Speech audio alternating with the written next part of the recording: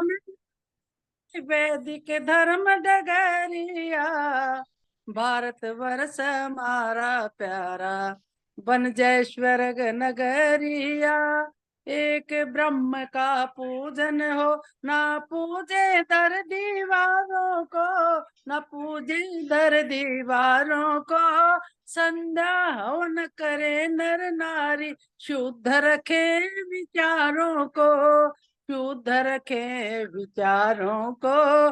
भरे हुए हो धन दाने से सबके कोठे कोठरिया, ऋषि दयानंद हमें बता गए वैदिक धर्म डगरिया, ऋषि दयानंद हमें बता गए वैदिक धर्म डगरिया।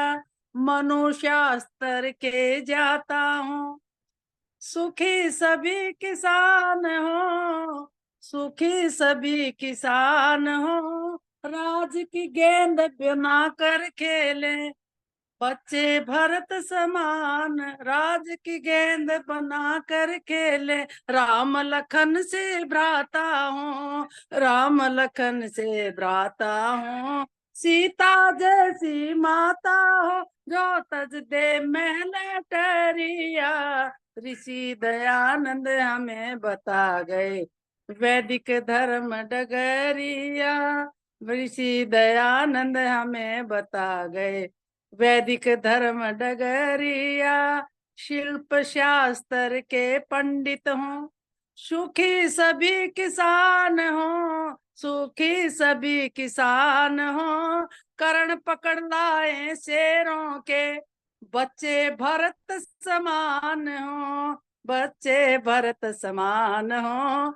मृग के तुल्य घर घर उछले गाय बछड़े बछड़िया, ऋषि दयानंद हमें बता गए वैदिक धर्म डगरिया। आई है शुभ घड़ी देश में फिर से नव निर्माण की, फिर से निर्माण की। बनी रहे शुद्ध भावना वीरेंद्र, घड़ी न आए कलेश की, घड़ी न आए कलेश की। घर घर उछले सोना चांदी, चांदी बीच बजरिया, ऋषि दयानंद हमें बता गए वैदिक धर्म डगरिया। भारत वर्ष हमारा प्यारा, बन जाए स्वर्ग नगरिया, ऋषि दयानंद हमें बता गए वैदिक धर्म डगरिया। धन्यवाद, बहुत बहुत आइए धन्यवाद। स्विट्जरलैंड से नीलमा जी जुड़ी हुई हैं। नमस्ते जी, नमस्ते जी, हेलो, नमस्ते जी, आवाज आ रही है? बोलिए। बेटी के पास आई हूँ मैं, पहले यूएस में थी ना, बेटी के पास आई हूँ स्विट्जरलैंड, तो मैं कहा आज आपसे जुड़ू संडे। हाँ जी, एक ऋषिदानंद का भजन। ऋषि दयानंद हमें ज्ञान दे गए, छाई थी अंधेरी वेद भान दे गए।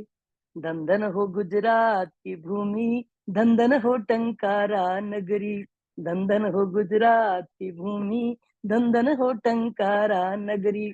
अम्बा के घर सपूत वो भगवान दे गए, छाई थी अंधेरी वेद भान दे गए। ऋषि दयानंद हमें ज्ञान दे गए, छाई थी अंधेरी वेद भान दे गए। सत्यार्थ प्रकाश बनाकर पाखंडियों का मान घटाया, सत्यार्थ प्रकाश बनाकर पाखंडियों का मान घटाया। सत्य और असत्य की पहचान दे गए, छाई थी अंधेरी वेद भान दे गए। ऋषि दयानंद हमें ज्ञान दे गए, छाई थी अंधेरी वेद भान दे गए। ब्रह्मचर्य का पालन करके दुनिया को दिखलाया था, ब्रह्मचर्य का पालन करके दुनिया को दिखलाया था। चोटी और जनेऊ का निशान दे गए, गुरुकुल खोलो ऋषि ये ऐलान दे गए। छाई थी अंधेरी वेद भान दे गए। ऋषि दयानंद हमें ज्ञान दे गए, छाई थी अंधेरी वेद भान दे गए। ऋषि दयानंद की कृपा से लाखों ने अपने जीवन सुधारे। ऋषि दयानंद की कृपा से लाखों ने अपने जीवन सुधारे। हाय विष ऋषि को शैतान दे गए, हाय विष ऋषि को शैतान दे गए। छाई थी अंधेरी वेद भान दे गए। ऋषि दयानंद हमें ज्ञान दे गए, छाई थी अंधेरी वेद भान दे गए। बहुत बहुत धन्यवाद जी, लखन जी, लाल जी, समय धन्यवाद। देने के आइए लिए आचार्य आपका बहुत संजीव बहुत रूप जी, धन्यवाद। आचार्य संजीव रूप जी पिछले 21 तारीख से लगातार आपके बीच में वेद कथा के माध्यम से भी जुड़े रहे। अब हमारे महापुरुष आचार्य संजीव रूप जी, जैसा ईश्वर ने नाम रखा रूप वैसा ही रूप आपका है। आइए, स्वागत है। आइए सभी मिलकर इन भजनों के साथ, भजनों के अंदर जो पवित्र भावना है उसी भावना के साथ सब पवित्र गायत्री सावित्री मंत्र का संवेद स्वर में गायन कर लेंगे बड़ी श्रद्धा से। ओम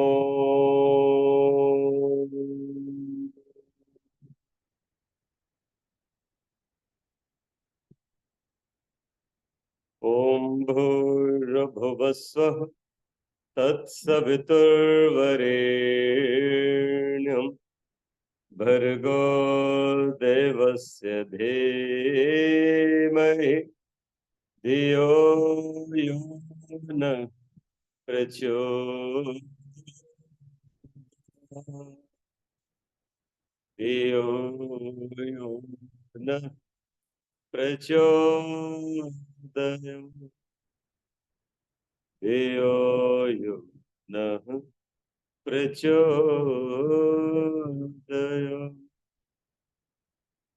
प्रार्थना की कुछ पंक्तियां। प्रभु जी सदा ही कृपा हम पर बनाए रखना, जो रास्ता सही हो उस पर चलाए रखना, कृपा बनाए रखना,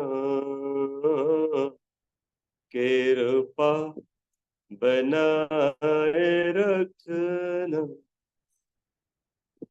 सूरज की भांति होवे प्रभु जी चरित्र और जल, हो चांद जैसा प्रभु जी व्यवहार मेरा शीतल,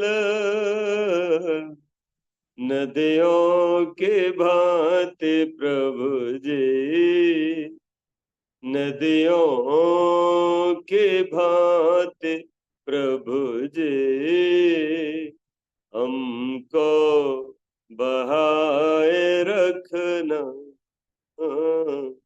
कृपा बनाए रखना। प्रभु जी सदा ही कृपा हम पर बनाए रखना। त्वं हिना पिता वसो त्वं माता शतक्रतो बभूविथ अधते सुम्नमे महे। ओम शांति शांति शांति। ओम। मेरी श्रद्धा के पात्र, इस भारत को समझो अभियान से जुड़े हुए आप सभी मेरी सुधी माताओं को मैं प्रणाम करता हूँ, उनके चरणों में वंदन करता हूँ। और आप सभी अपने बुजुर्ग और बहुत लंबे समय से इस अभियान के साथ जुड़े अपने लोगों में से कुछ ऐसे भी हैं जो कहीं भी हों पर इस कार्यक्रम को कभी छोड़ते नहीं। मैं उनकी गरिमामय उपस्थिति को प्रणाम करता हूँ और आप सबके दीर्घ आयुष्य की कामना भगवान से करता हूँ। आप सभी स्वस्थ रहें, सानंद रहें, जीवन में मंगल। आइए हम बहुत धन्यवाद करते हुए एक बार पुनः अपने भाई लखनलाल आर्य जी को, जिनका कल जन्मोत्सव हुए हमने मनाए और हमने भगवान से प्रार्थनाएं भी की। ये जन्मदिन भी अजीब चीज है साहब। जन्मदिन मनाने का हमारा अपना एक तरीका है, हमारा अपना एक ढंग है, हमारे अपने एक संस्कृति है। लेकिन हमारे ही कुछ अपने लोग हैं, हमारे ईसाई भाई, वो लोग जन्मदिन अपने ढंग से मनाते। वो जितने वर्ष के हो जाते हैं उतनी कैंडल मोमबत्तियां जलाते हैं और फिर वो सारी बुझा देते हैं, बस एक जलती रह जाती। और वो बुझाते इसलिए हैं कि इतनी आयु कम हो गई। ये जो दीप जला था, आत्मा का एक दीप जला था, एक वर्ष में एक दीप। तो अगर आप 50 के हो गए तो 50 दिए और एक दिया आपने और जलाया क्योंकि 51 में प्रविष्ट हो गए, तो अब ये दिया जल रहा है, बाकी दिए बुझ चुके हैं। यानी आपका आयु इतना जो है ना वो समाप्त हो चुका है। अब आपके पास जो भी तेल बचा है और जो भी बाती बची है, आप बचे हो, उसका विचार करो और दिए की तरह जलते रहो, कैंडल की तरह जलते रहो, मोमबत्ती की तरह जलते रहो। मोमबत्ती की एक विशेष बात है और वो ये शिक्षा देती है कि देखो, खुद जलो लेकिन किसी को ठोकर मत लगने दो। जो भी तुम्हारे राह में आए उसे ठोकर मत लगने दो।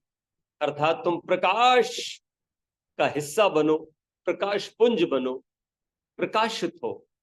ध्यान रखना, राष्ट्र एक शब्द है जो राज्य दीप्तो धातु से बना है, जिसका अर्थ होता है चमकना, प्रकाशित होना। तो जिस देश का, जिस राष्ट्र का कोई भी व्यक्ति जब नक्षत्र बनता है, स्टार बनता है, चमकता है, तो उससे बाकी चीजें चमकती। इसीलिए धरती को मां कहा गया है, भूमि माता, पुत्रो अहम पृथ्वी, मैं सारी पृथ्वी का पुत्र हूं। तो धरती माता के 3 पुत्र होते हैं, 3 संतानें होती हैं, 3 कैटेगरी की। एक होता है पूत, एक होता है सपूत और एक होता है कपूत। जितने भी अच्छे लोग हैं जो अपने माता पिता के इज्जत को, है ना, कुल की मर्यादा को और बढ़ा दे, नक्षत्र बन के चमकने लग जाए, है ना, वो सपुत्र है, वो सपूत है। जो बढ़ा ना सके तो घटने भी ना दे, वो पूत है। और जो मिट्टी में मिला दे मर्यादा को, कुल की, है ना, संस्कारों को मिट्टी में मिला दे, रावण की तरह, कंस की तरह, भ्रष्टाचारियों की तरह, दुराचारियों की तरह, तो समझना वो सपूत, कपूत, वो पूत नहीं, सपूत नहीं, वो कपूत है, धरती माता है। तो इन कपूतों से भी धरती भरी पड़ी है। मेरे भारत में सबसे ज्यादा कपूतों की संख्या है, मैं आपको सच बताऊं। सबसे ज्यादा कपूत तो हमारी संसद में भरे पड़े। आपको किसी दिन राष्ट्र विषय पर चर्चा करेंगे तो आपको बहुत आनंद होगा, अच्छी खाल खींचेंगे हम। तो मैं निवेदन करूं कि कपूतों से भरा पड़ा है, हमारी पूरी न्यायपालिका कपूतों से भरी पड़ी है। वहां तो फाइल ही आगे नहीं बढ़ती बिना टका के, है ना। ध्यान रखना, जो रिश्वत लेता है वो धरती माता का कपूत है। जो भ्रष्टाचार करता है, मिलावट करता है, घोटाला करता है, वो धरती माता का कपूत है। ध्यान रखना, जो व्यक्ति कदाचार करता है, जो अत्यंत कृपण है, दान नहीं करता, वो भी भारत धरती माता का कपूत है। वो हिंदू, मुसलमान, सिख, ईसाई, यहूदी, हमें इससे मतलब नहीं, क्योंकि हम ये छोटी सोच नहीं रखते, हम बड़ी सोच रखते हैं और हम तो मनुष्य कहते हैं। अर्थात हमने कभी किसी को हिंदू नहीं कहा, कभी किसी को मुसलमान नहीं कहा, कभी किसी को सिख ईसाई नहीं कहा। ये तो मत है, अपने मन से बना लिया जी, मेरा तो ये रास्ता होगा, मैं तो धोती कुर्ता पहनूंगा जी, नहीं मैं तो पैंट शर्ट पहनूंगा, नहीं मैं तो जी पजामा कुर्ता पहनूंगा, लो जी मैं तो निक्कर पहनूंगा, मैं तो फटी पैंट बनूंगा। तो कुछ भी पहन भाई, लेकिन है तो तू मनुष्य ही ना, हमारी दृष्टि में मनुष्य है। तो कुछ भी सही, इसी तरह से ध्यान रखना, हम लोग जो सोचते हैं वो यही सोचते हैं और यही सोच हमारी है। और इसी सोच के साथ हमने 3 भागों में बांटा है मनुष्यों को, पूत, कपूत और सपूत। तो हम चमकें, प्रयत्न करें कि हम चमकें, हम प्रकाश का हिस्सा बने। यही संदेश मोमबत्ती देती है, यही संदेश दीपक देता है। और ये जो ईसाई भाई हैं, जो बुझाते हैं मोमबत्तियां, वो इस बात का संदेश है कि भाई इतना आयु आपका कम चला, कम हो गया, तो फिर खुशी किस बात की मना रहे हो, ये तो बताओ। खुशी तो वो मनाए लखनलाल भाई जैसा कोई व्यक्ति कि देखो मैं इतने वर्षों का हो गया, लेकिन मैंने कभी वेद को नहीं छोड़ा, मैंने कभी धर्म को नहीं छोड़ा, और मैं सीखने में रुचि रखता हूँ, मैं खोजने में रुचि रखता हूँ, निरंतर खोज रहा हूँ, निरंतर सीख रहा हूँ, और देखो मैंने इतना सीख लिया, मैंने इतनी आत्मिक संपत्ति इकट्ठी कर ली। तो जैसे कोई अपने पास सोना चांदी ज्यादा हो जाए, कोई स्त्री के पास हीरे का हार हो, तो वो उसको देख करके प्रसन्न होती है, समझ में आता है क्योंकि इसके पास हीरो का हार है। कोई प्रसन्न है उसके पास 100 गिन्नियां हैं, कोई प्रसन्न है उसके पास 10 लाख रुपए हैं कि मेरे पास 10 लाख रुपए हैं, वो प्रसन्न है। लेकिन यार कई बार मैं सोचता हूं कि मैं किस बात पर प्रसन्न हूं। ये तो सब यही का यही रह जाना है। जो धन हमें कमाना था वो हमारे पास कितना हुआ है, ध्यान रखना। हमने जो धन कमाने के लिए मनुष्य देह प्राप्त की, या जिस धन को कमाने के लिए, जुटाने के लिए परमेश्वर ने हमें साधन रूपी मन, तन और भी सब कर्मेंद्रियां है ना, ज्ञानेंद्रियां जो दी, ये शरीर दिया पूरा का पूरा बना करके, वो धन हमने जोड़ा। यदि हम 40 साल के हो गए तो हम ये विचार करें कि हमने जोड़ा क्या। आहार, निद्रा, भय, मैथुन, ध्यान रखना, ये 4 चीजें तो पशुओं में और मनुष्यों में समान होती हैं। यदि आपने विवाह कर लिया है तो आपने कुछ जोड़ा नहीं है, ध्यान रखना। ये तो कुत्ता भी करता है, ये तो बंदर भी करता है, ये तो सुअर भी करता है, ये तो चिड़ा चिड़ी भी करते हैं, ये सब करते हैं। ये तो प्रकृति है ना, एक स्त्री है और एक पुरुष है, ये तो है स्वाभाविक रूप से। हंस हंसनी के साथ है, हिरन हिरनी के साथ है, नर मादा के साथ है, तो तुम भी साथ हो। तुमने कौन सा बहुत बड़ा तीर मार लिया कि जो हमने विवाह कर ली।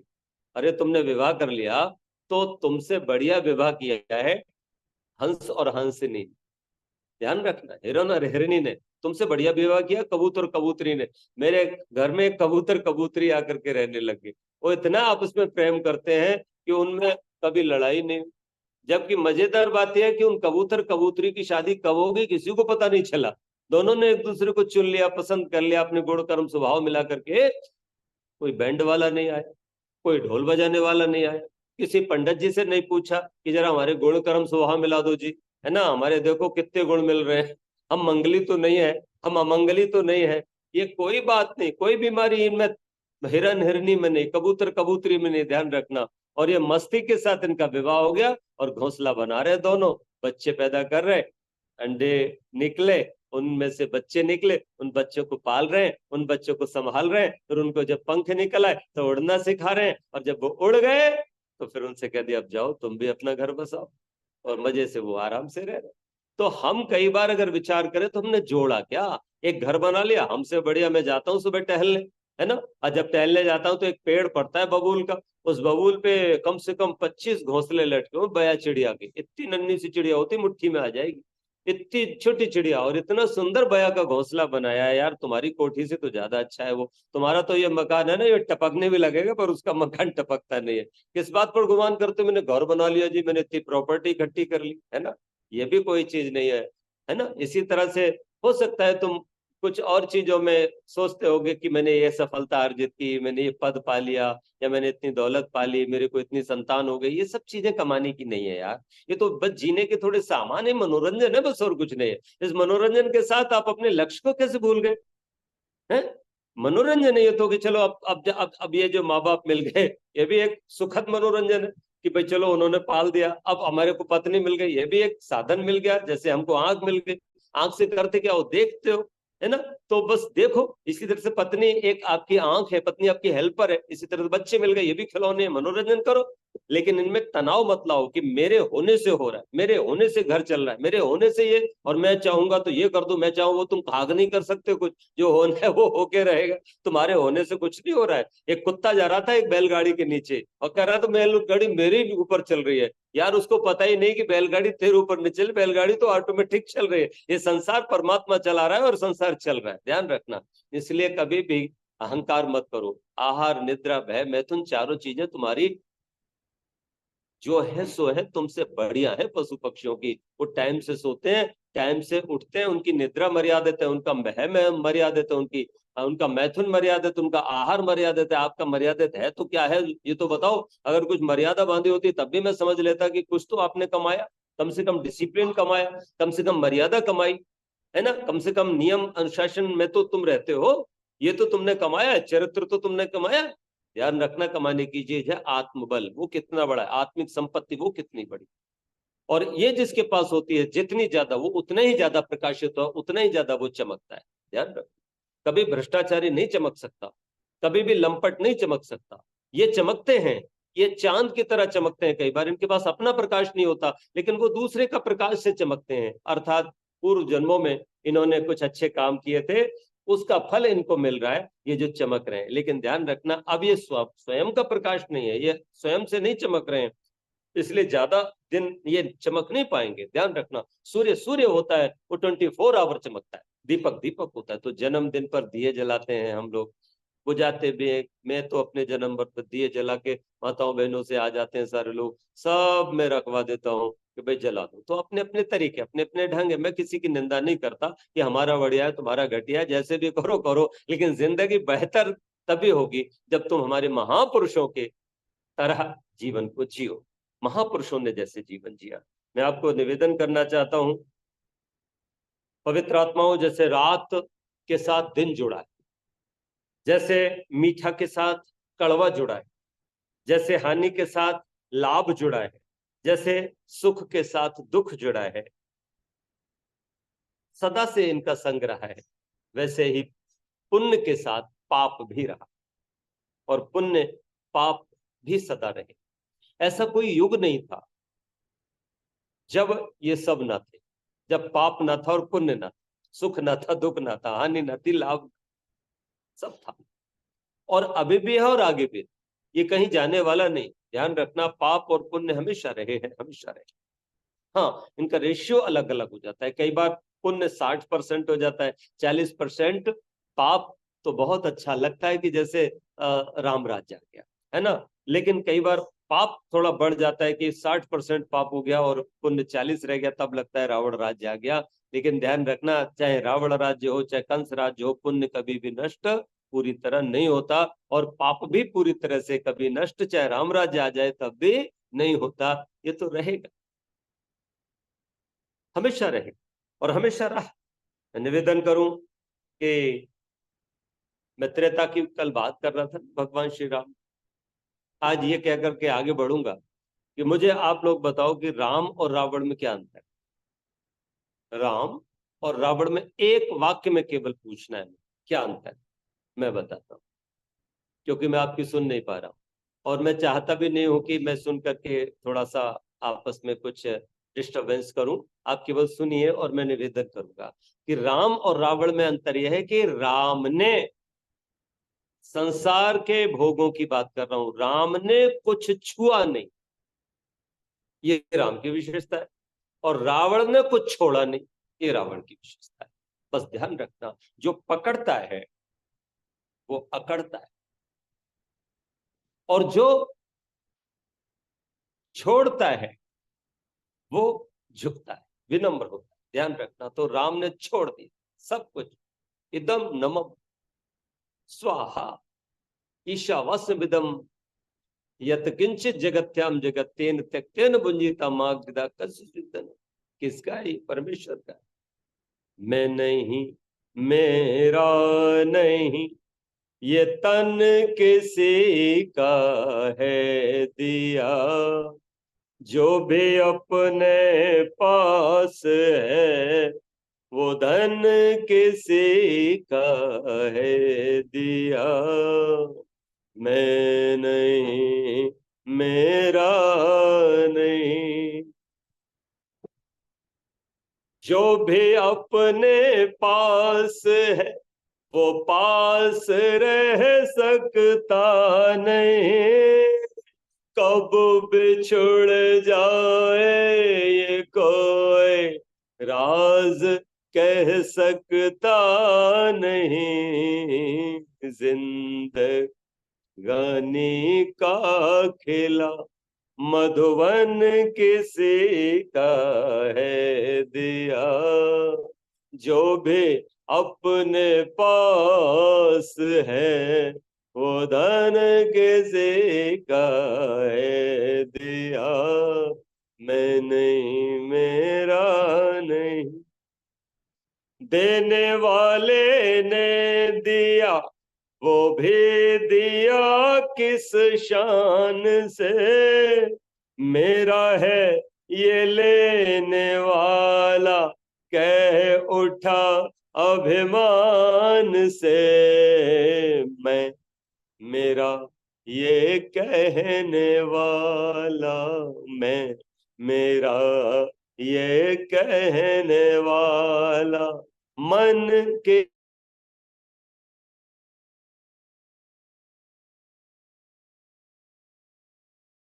अपने पास है वो धन किसी का है दिया, मैं नहीं, मेरा नहीं, मैं नहीं, मेरा नहीं।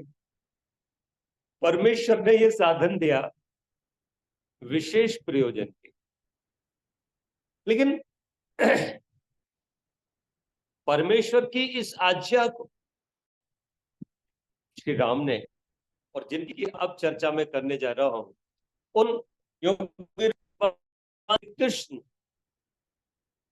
अक्षरशः निभाया, उसका पालन किया। महर्षि दयानंद लिखते हैं, जब वो हविष्यापद की व्याख्या करते हैं, एक जगह लिखते, भक्ति अर्थात ईश्वर की आज्ञा पालन करने में तत्पर रहना। भक्ति क्या है?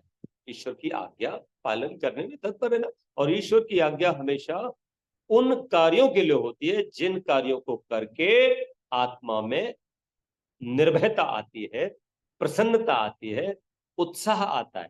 ध्यान रखना, जिन कार्यों को करने में आत्मा में भय हो, उन कार्यों को कभी भी भगवान करने की आज्ञा नहीं देते हैं।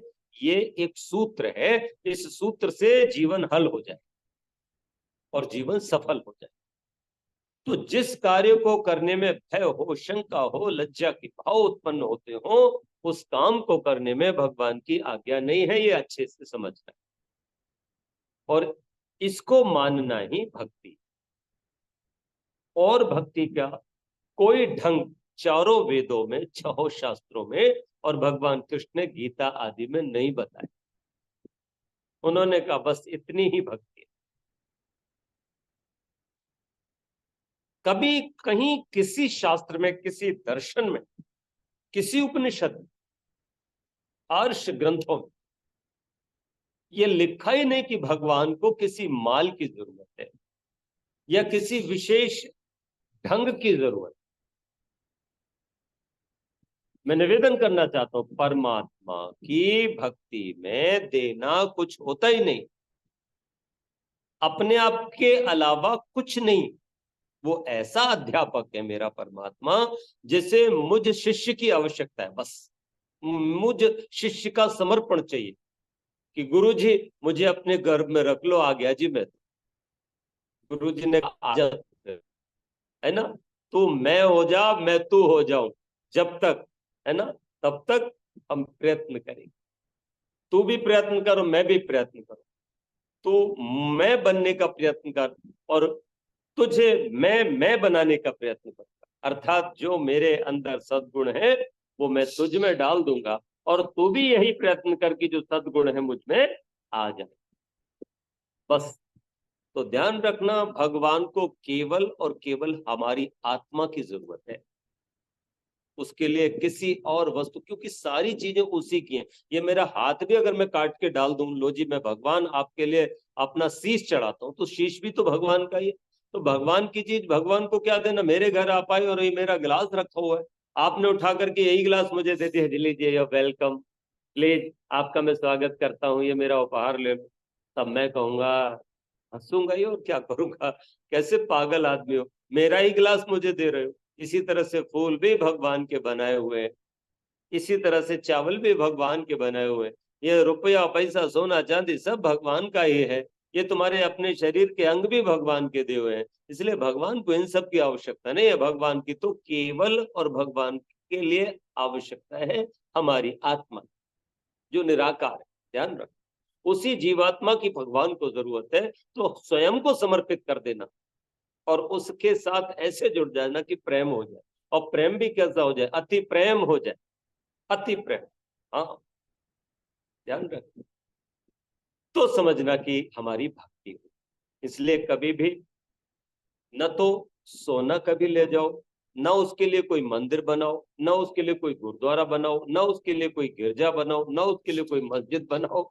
ये सब चीजें बनाने वाले रोगी लोग, बीमार लोग, जिन्होंने या तो वो बीमार है या फिर वो व्यापारी, केवल व्यापार के लिए सब साधन खड़े कर देते हैं। सच कहूं तो भगवान तो मुंह को कहाँ ढूंढे बंदे, मोह तो तेरे साथ रे। और इस बात को सब कहते भी, मजेदार बात ये, सारे धर्म को कहते कि ईश्वर तो सबके साथ, सबके पास है ना। भक्त प्रहलाद को जब हिरण्यकश्यप ने कहा कि तू मेरी पूजा कर, कोई दूसरा ईश्वर नहीं है, मैं ही धरती का भगवान, तो उन्होंने कहा आप परमेश्वर नहीं हो सकते, आप मेरे पिता हो, आपका सम्मान सदा करूंगा, पिता की तरह करूंगा, ठीक है ना, जैसे पुत्र पिता, पर मैं तुमको परमेश्वर के स्थान पर नहीं बिठा सकता।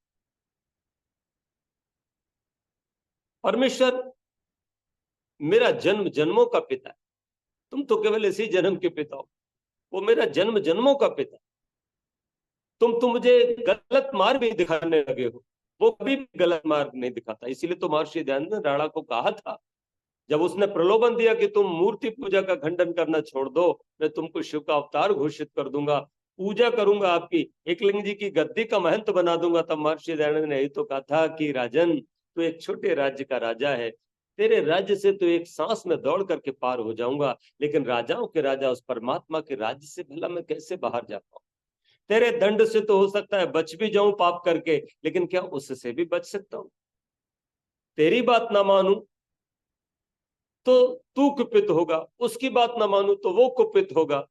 तेरे कोप से तो मैं बच भी सकता हूं, पर उसके कोप से बचने वाला नहीं, इसलिए मैं तो उसी की बात मानूंगा, उसी की आज्ञा पालन करूंगा। ध्यान रख,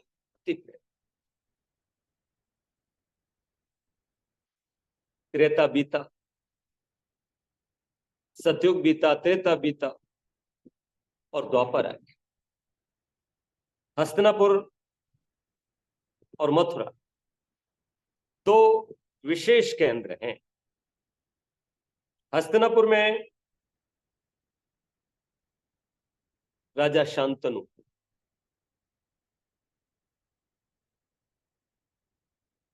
उनकी दो पत्नी, गंगा से देवव्रत और सत्यवती से चित्रांगद और विचित्र वीर, अपने पिता के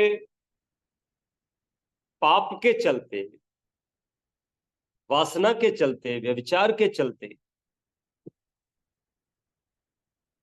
उन्होंने सत्यवती जी के भावों को समझ करके, उनके भाव राजमाता बनने के हैं, और इसके लिए आवश्यक है कि उन्हीं के पुत्र और उनके पुत्रों के पुत्र ही ज्येष्ठ हो, राजा हो। और ये तब तक नहीं हो सकता जब तक कि देवव्रत अविवाहित ना रहे। तो संकल्प कर डाला कि मैं कभी विवाह नहीं करूंगा, राज्य की सेवा करूंगा, दास बन के रहूंगा हस्तिनापुर का सिंहासन। ऐसे भी किया दासता कि आपने वेद को ही छोड़ दिया, वेद धर्म को छोड़, आपके पिता ने छोड़ा सो छोड़ा, आपने भी छोड़ दिया। केवल एक संकल्प कर लिया, व्रत ले लिया कि मैं ब्रह्मचर्य का पालन करूंगा, जीवन में विवाह ही नहीं करूंगा। अगर शांतनु जी ने सत्यवती से ये विवाह न किया हो, राज की मर्यादा रखी होती, वेद की मर्यादा रखी होती, तो फिर इतिहास कुछ और होता। आज जो पतन हुआ है ना, वो पतन नहीं होता, क्योंकि पतन की जो तहरीर है ना, वो शांतनु के द्वारा लिखी। आगे फिर देवव्रत जी ने जो भीष्म प्रतिज्ञा की, तो भीष्म पितामह कहलाए, उनके द्वारा हो गई। और फिर जो हुआ सबको पता है, चित्रांगद तो अविवाहित ही मारा गया। विचित्र वीर्य के लिए ये काशी नरेश की, भाई वैसे तो 3 पुत्रियां थी, पर 2 पुत्रियों को तो ले ही आए, अंबिका और अंबालिका। अंबिका से धृतराष्ट्र पैदा हुए, वो भी नियोग के द्वारा, क्योंकि विचित्र वीर्य में रोग आदि, मदिरा आदि पान करने के कारण पैदा हो गया था और वो मर गया। तब चिंता हुई सत्यवती को कि कैसे राज्य चले, तो फिर नियोग व्यवस्था के द्वारा धृतराष्ट्र आए और पांडु आए, दासी पुत्र विदुर भी है। गांधारी से दुर्योधन आदि 100 पुत्रों की बात आपने सुनी है। और पांडु से, क्योंकि 2 पत्नियां उनके भी हुई, मान कुंती और माद्री, तो 5 पुत्र पांडु के कहलाए, यद्यपि ये भी नियोग व्यवस्था से आए। कुल मिलाकर के देखा जाए तो सारा बहुत कुछ पाप से हुआ। और इधर यादवों के 2 वंश थे, ये यदु थे महाराजा, उन्हीं के सब वंशज थे। वृष्णि और भोज 2 भागों में विभाजन हुआ। भोज के अंधक हुए, अंधक के आहुक हुए, आहुक के उग्रसेन हुए और देवक, और उग्रसेन के कंस और देव की 2 संतानें हुई। इधर वृष्णि के शूर हुए और शूर के वसुदेव हुए और वसुदेव जी के श्री कृष्ण हुए। तो इस तरह से इनकी एक वंशावली। तो ये तो बड़ी प्रमुख नगरियां रही, एक तो मथुरा और एक ये हमारा हस्तिनापुर। परिस्थितियां उस समय की बड़ी विपरीत हैं। मैंने अभी निवेदन किया था ना कि पाप और पुण्य हमेशा रहा। अब हुआ ये कि उधर चूंकि हस्तिनापुर में बहुत कुछ पाप से हुआ, वेद विरुद्ध हुआ, और मथुरा में भी वेद विरुद्ध आचरण हो रहा है लगातार। वहां छल से, जुए से पांडवों को वनवासी बना दिया गया, उनके राज्याधिकार को छीन लिया गया, अज्ञातवास का भी दंश उनको झेलना पड़ा। और इधर कंस ने अपने पिता को ही बंधक बना के कारागार में डाल दिया, नजरबंद कर दिया, और खुद राजा बन गया। और उसकी शक्ति अपार तब हो गई जब जरासंध जैसे मगध के राजा ने अपनी 2 बेटियों का, दोनों बेटियों का विवाह उससे कर। अब इतना बड़ा राजा और उसका वो जामाता बन गया, तो फिर वो तो और उद्दंड हो गया। लेकिन अपनी बहन से बहुत प्रेम करता था, सभी भाई करते हैं, रावण भी अपनी शूर्पणखा बहन से प्रेम करता ही था, बहन भाइयों में प्रेम होता ही।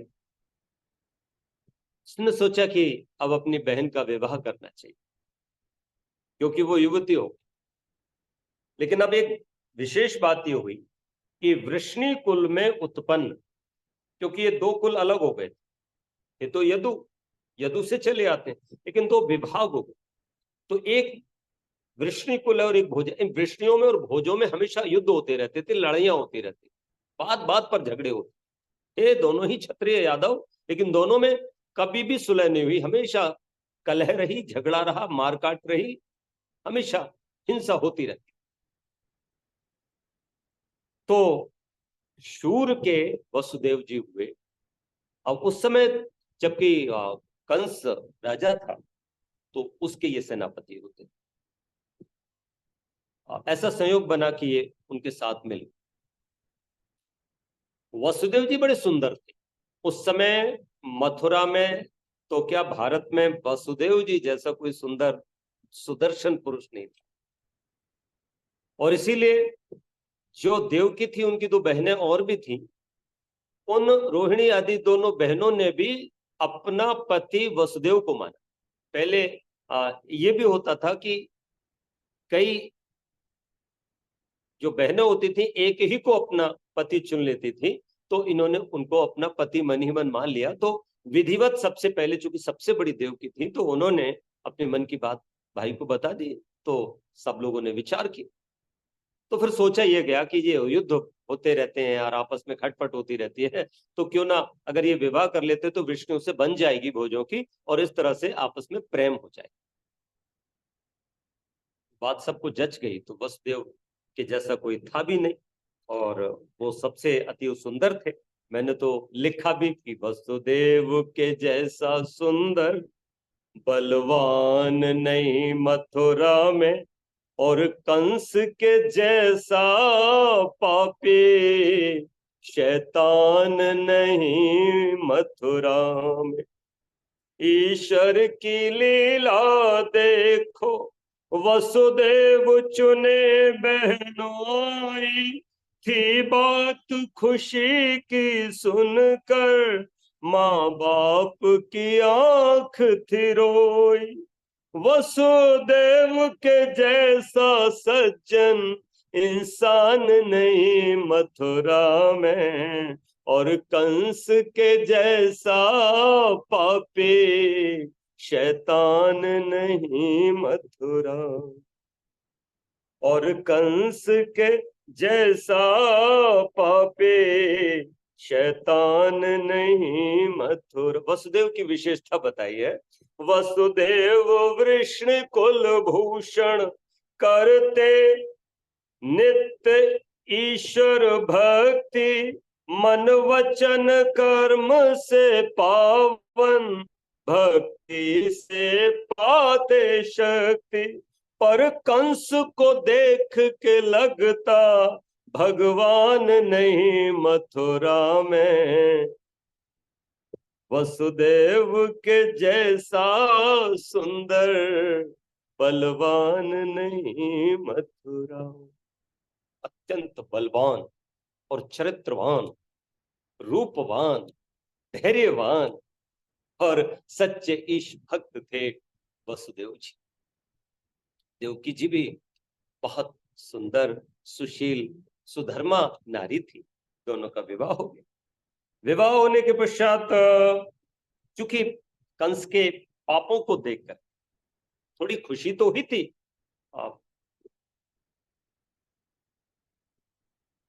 देवकी जी के पिता को और मां को, जो नजरबंद कर रखे थे, जो राजा थे वस्तुतः मथुरा के, कंस ने उनको बंधक बना करके, बंदी बना करके जैसे कारागार में ही डाल दिया था, पहरा बिठा दिया था। तो उन्हें जब पता लगा तो बहुत खुशी हुई, क्योंकि बेटी के विवाह की बात सुनकर प्रसन्नता तो होती है। प्रसन्नता हुई, और उनको ये अवसर भी कंस ने दिया कि वो आकर के कन्यादान आदि लें और पाणिग्रहण संस्कार करें। उन्होंने पाणिग्रहण संस्कार किया भी, और जब वो विदाई करने लगे तो जैसे कोई ऋषि होता है, कोई आप्त पुरुष होता है, कोई संत होता है, वो एक भविष्यवाणी सी मानो जैसे कर देता है, क्योंकि उसका अत्याचार तो कम हो ही नहीं रहा था, उसके अत्याचार से हाहाकार मचा हुआ था। तो किसी ने कह भी दिया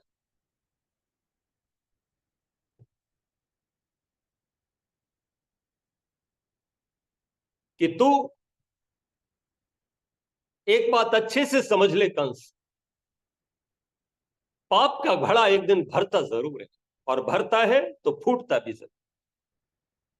इसलिए अगर सुधर सके तो सुधर जा।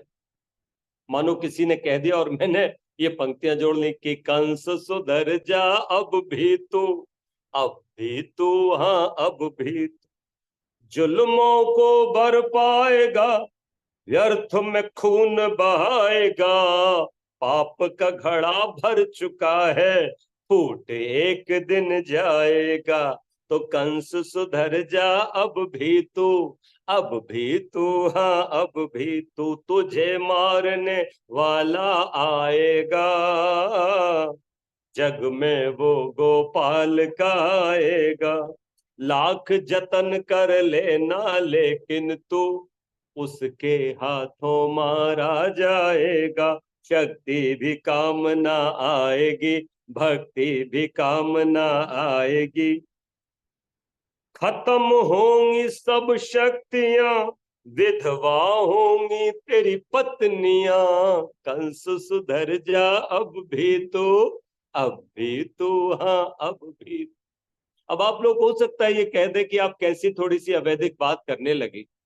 ये कौन जान सकता है कि भाई उसका नाम पुत्र का क्या होगा, कौन आकर के मारेगा। तो हाँ, ये थोड़ा सा हमने रूपक बनाया है, हमने थोड़ा सा इसमें कुछ चीजें जोड़ दी है समझाने के लिए। लेकिन कई बार जो व्यक्ति लकड़ी काट रहा हो, पेड़ पर बैठा हुआ डाल काट रहा हो और उसी डाल पर बैठा हो, तो हम कह सकते हैं ये गिरेगा। ये भविष्यवाणी हम कर सकते हैं। ये त्रिकालदर्शिता सब में होती है, आप में भी होती है और मुझ में भी होती है। और कोई बालक बहुत मन से पढ़ रहा है, रात दिन वो पढ़ता रहता है और जब भी टाइम मिलता है पढ़ता है। लाइट नहीं है तो कोई बात नहीं, वो स्ट्रीट लाइट में बैठ के पढ़ता है, कभी डिब्बी लाइटें जला लेता है फिर भी पढ़ता है। तो आप कह सकते हैं बालक कुछ बन करके दिखाए, है ना, ये बन करके दिखाएगा, ये जरूर बहुत बड़ा आदमी बनेगा। लेकिन एक कोई व्यक्ति सुविधा होते हुए भी कभी पढ़ के राजी नहीं है, वो इधर घूमता है उधर घूमता है, तो आप तुझे तो फेल हो ना, तू गंवार का गंवार रहेगा। हम भविष्यवाणियां कर देते हैं ना। इसी तरह से कंस के अत्याचारों को देख करके कह दिया कि निश्चित रूप से कोई तो होगा जो आएगा और तेरा वध करेगा। कोई ना कोई तो आएगा इस संसार में, परमात्मा की व्यवस्था में कोई ना कोई तो आएगा। जैसे रावण को मिटाने के लिए कोई राम आया, तुझे भी मिटाने के लिए कोई तो आएगा। इस तरीके की बातें कर दी। उनको हमने कुछ नाम दे दिए क्योंकि हमने इतिहास पढ़ लिया, इसलिए, क्योंकि हमें भविष्य का नहीं पता। लेकिन हमने ये थोड़ा सा समझाने के लिए, रसपूर्ण बनाने के लिए कुछ बातें हम लोग कवि लोग लिख देते हैं। लेकिन ध्यान रखना, भविष्यवाणी कुछ नहीं होती। भविष्यवाणी बस त्रिकालदर्शिता होती है कि जब कोई व्यक्ति पाप करता है तो हम कहते हैं कि घड़ा तो फूटेगा, तुझे मरना तो पड़ेगा।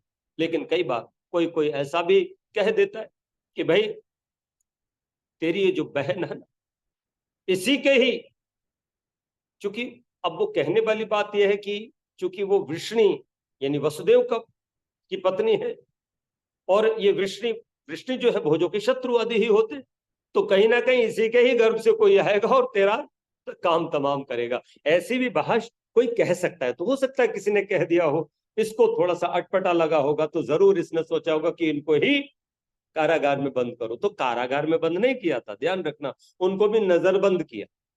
और किसी के कहने पर जैसे कोई अत्याचार बरपता है, उसने भी अत्याचार बरपा और एक महल उनको दे दिया गया, बाहर पुलिस का पहरा बिठा दिया गया और बता दिया गया उनको कि इसको जो भी संतान आदि होगी, तो मैं अगर कोई कह रहा है ना कि इसकी संतान से मैं मरूंगा, तो लो, मैं इसको संतान ही इसकी जीवित नहीं रखूंगा। और उसने 1 2 3 4 5 6 जितनी भी संतानें होती थी वो सबको ले लेता था, और युक्ति से कभी अपने वैद्यों को भेज करके, कभी दाइयों को भेज करके, कभी उनको विष दिला करके उनके बच्चों को मार देता था। देवकी रोती रह जाती थी, वसुदेव जी बिलखते रह जाते थे। मैं निवेदन करना चाहता हूं कि उनके जीवन में तो मानो जैसे रोना ही लिखा था। क्या होगा, क्या यही जीवन है? कई बार तो वो भगवान को भी कहते थे रो करके कि क्या प्रभु, मेरे जीवन में यही सब लिखा है? आखिर मुझे कौन से जन्मों के पाप का फल मिल रहा है? ऐसा कौन सा हमने पाप किया कि हमारी आंखों के सामने हमारी संतान को मार दिया जाता है और हम कुछ नहीं कर पाते? ये स्थिति मथुरा के अंदर है कंस के कारण। और मैं निवेदन करूं कि कल चूंकि कृष्ण जन्माष्टमी का पर्व है, तो इन्हीं परिस्थितियों में हम भगवान कृष्ण का यशोगान करते हुए अपने जन्माष्टमी का पर्व मनाएंगे। और कल हम भगवान कृष्ण का जन्म भी अपनी कथा में कर लेंगे और खूब थोड़ा सा उत्सव भी मना लेंगे। और आपके बीच में भगवान कृष्ण का यशोगान इस रूप में भी करेंगे कि जो रूप उनका आज मथुरा ने बना दिया कि राधे राधे कहो चले आएंगे बिहार, जो रूप योगेश्वर कृष्ण का मथुरा ने बना दिया है कि उनका बस वही एक बचपन में जो घटा होगा, है ना, वो सब ही केवल उन्होंने इष्ट मान लिया, उसी का ही यशोगान करते, मक्खन चुराया, है ना, कि वस्त्र खींचे, कि बांसुरी बजाई, बस यहीं तक सीमित, और राधा के 100 साथ जोड़ करके रासलीला रचाई, बस इतना ही सब उनकी कथा प्रवचन में होता है। उनके भागवताचार्य यही सब बांचते हैं, उनका जो वास्तविक स्वरूप है वो कोई नहीं दिखाने का प्रयास करता। तो उस वास्तविक स्वरूप को हम कल देखने का प्रयत्न करेंगे। चलते चलते मैं आज आपको यही कहना चाहता हूं कि एक छोटी सी मैंने स्तुति लिखी है, वो करके हम अपनी आज की कथा को यहाँ अपने विरमित करेंगे। और वो ये कि जय जय श्री कृष्ण हरे, जय जय श्री कृष्ण हरे, सकल विश्व के नायक जग गुण गान करे। जय जय श्री कृष्ण हरे, गीता के हो वाचक, वेदों के गायक, सबके आप सुधारक, धरती के नायक।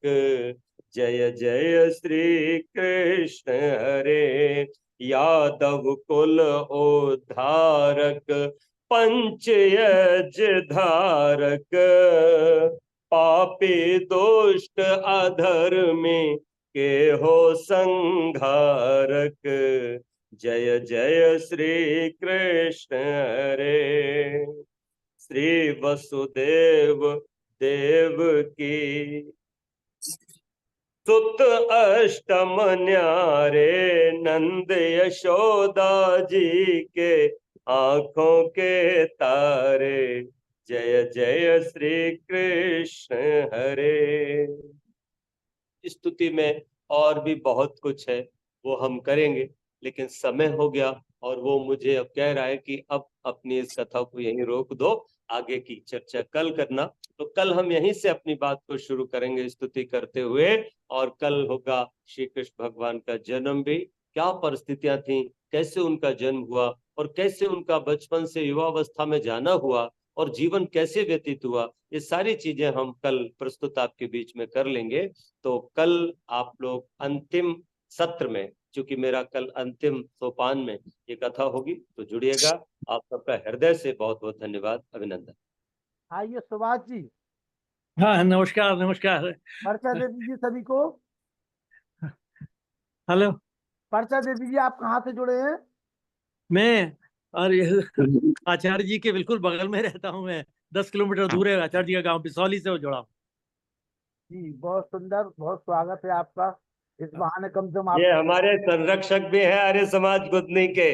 जी, आचार्य जी बहुत सी बात कह देते हैं हमारे लिए। नहीं, बहुत अच्छा लगा। आपके लखनलाल जी विशेषता ये है कि आप रोटेरियन है, और आपने लगभग 20-25 देशों की यात्रा की है, और आप बहुत बड़े परोपकारी जीव हैं। आप रोटरी हॉस्पिटल भी चलाते हैं, और बहुत बड़े बड़े अच्छे काम करते हैं। बिल्कुल बिल्कुल स्वागत है। वो सुभाष जी का कल भी सुनेंगे। पूजा आर्या जी, हाँ जी जरूर जरूर। ये ये आ, ये कहाँ पर हो रहा है? ये कार्यक्रम जो है ऑनलाइन चल रहा है बाबूजी, और झांसी ललितपुर उत्तर प्रदेश से संचालित होता है ये, और अच्छा पिछले 3 वर्षों से ये प्रतिदिन चल रहा है। मैं तो गुदनी में ही हूँ। लखनलाल भाई जी ललितपुर में है, कोई स्विट्जरलैंड से जुड़ा है, कोई अमेरिका से जुड़ा है, पूरे विश्व से अच्छा लोग अच्छा जुड़े अच्छा हुए हैं इस आचार्य समय। जी, आचार्य जी मैं तो समझा कि आप कहीं गए हुए हैं बाहर प्रवचन करने। नहीं नहीं, वहां से मैं ये गुदनी में ही वहां से बैठ ये करके कर रहा हूँ, गुदनी में ही हूँ अच्छा मैं। अच्छा अच्छा जी, नीलमा जी स्विट्जरलैंड से जुड़ी है। नीलमा जी आ जाइए स्विट्जरलैंड से। अच्छा अच्छा बहुत अच्छा। अरे वाह, हाँ जी, विदेशों से हाँ जी। जुड़े हुए हैं, बड़ी अच्छी अच्छा बात। नमस्ते अजय जी। हाँ, कैसा लगा निर्मला जी? नमस्ते बहुत जी। ही बढ़िया लगा जी। मैं तो पहले भी जुड़ी हूँ, अमेरिका से जुड़ती थी, मैं अब यहाँ आई हूँ। और ये आचार्य जी ने जो संकल्प पाठ है, मैं यज्ञ से पहले हर रोज पढ़ती हूँ, हमें हर रोज पढ़ती हूँ। आचार्य जी जी की बहुत कृपा है कि ये हर रोज धन्यवाद। जो संकल्प पाठ देते हैं यज्ञ से पहले। मैं स्विट्जरलैंड में भी हवन करती हूँ आचार्य जी। हाँ जी, चलिए तो बहुत आपका अच्छा। बहुत हाँ धन्यवाद। आप हाँ इसमें जो हाँ इसमें हाँ परमात्मा है उसमें वो देते, लिंक में देते हैं, बहुत आपका धन्यवाद हृदय से। और आज का बहुत अच्छा उद्बोधन, और बहुत आप अच्छा लगा। लखनलाल जी मैं पहले भी जुड़ी हूँ आपके साथ, आप नहीं यदुवंश विदेश में नहीं, रह यज्ञ करके करते धन्यवाद, पूरी हुए। बहुत बहुत भारतीय है। धन्यवाद। निर्मला जी हाँ जी, मुझे पता है, निर्मला जी मुझे पता है। हाँ जी, निर्मला जी बहुत अच्छा लगा। अब मैं हर रोज जुड़ूंगी, कोशिश करूंगी। कल आइएगा, अच्छा कल लगा जरूर आइए। लखनलाल जी, आप बहुत मेहनत करते हो, बहुत मेहनत करते हो, बहुत धन्यवाद आपका। इतने लोगों का आप उद्धार कर रहे हो, बहुत अच्छा लगा। आचार्य जी को तो चारों वेदों का ज्ञान है। मैं किसी का कोई उद्धार नहीं कर रहा हूँ, मैं अपना उद्धार करने में लगा हूँ। नागेश चलिए, और आप आपके उद्धार के साथ सबका होगा। नागेश कुमार आर जी, ओम नमस्ते जी सभी को। नमस्ते जी, आइए। कैसे हो नागेश जी? बस आचार्य जी प्रणाम, आपका आशीर्वाद है, ईश्वर की कृपा है। बहुत अच्छा बस लगा अच्छे। आचार्य जी, मैं तो कल कल भी जुड़ा था, आज भी जुड़ा हूँ और कल भी रहूंगा।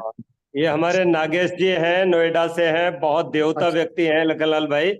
और ये जी, निरंतर वेद का प्रचार कर रहे हैं, इनकी दोनों बेटियों को गुरुकुल में पढ़ा रहे हैं। और पांचों पांचों बेटी, पांचों बेटी। कौन हाँ, से गुरुकुल पांचों में? पांचों बेटियों। कौन से गुरुकुल में है? नारंगपुर गुरुकुल, नारंगपुर। हाँ, ये पारीछतगढ़ के पास है, समझ गया। जी, परिचितगढ़ नारंगपुर पढ़ रही है। बिल्कुल बिल्कुल बिल्कुल, बहुत अच्छा, बहुत अच्छा। जी। चंद्रिका शर्मा जी, बोलिए। पूजा आर जी, नमस्ते, धन्यवाद साहब। जी। बहुत, अब आपके लिए तो क्या बोले लखन जी, कोई शब्द तो है नहीं। वैसे हल सच्ची आज भी है और आपका जन्मदिन आज भी है, और कहते हैं बड़ा अच्छा योग है। अब ये तो ईश्वर जाने, लेकिन हाँ, बलराम जी जो है कृष्ण जी के बड़े भाई का जन्मदिन है। और आपका नाम भी जो लखन है, जो कहते हैं कि भाई अगर पूर्व जन्म में वो लखन जी शेष अवतार थे, तो आगे द्वापर युग में वो बलराम रहे। तो आपने इस पृथ्वी का जो भार है ना, ये धर्म का भार अपने सिर पे उठाया है शेष नाग की तरह।